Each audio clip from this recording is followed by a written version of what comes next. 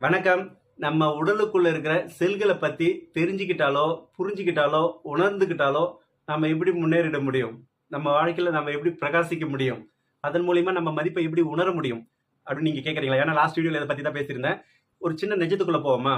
நம்மளுடைய ஒவ்வொரு human பாடியிலையும் 37 trillion human cells இருக்கு. நீங்க கூகுள்ல போட்டு செக் பண்ணிக்கோங்க. 1 ட்ரில்லியன்னா 1 லட்சம் கோடி.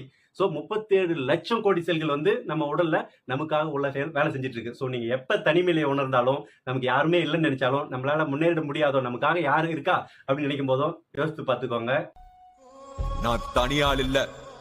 ஸோ நீங்க தனியாள் இல்ல. உங்களுக்காக ஒவ்வொரு செகண்டு கூட நேரத்தை வீணடிக்காம அவ்வளோ பேர் ஒரு தொழிற்சாலைக்கு வேலை செய்யற மாதிரி உள்ள வேலை செஞ்சுட்டு இருக்காங்க.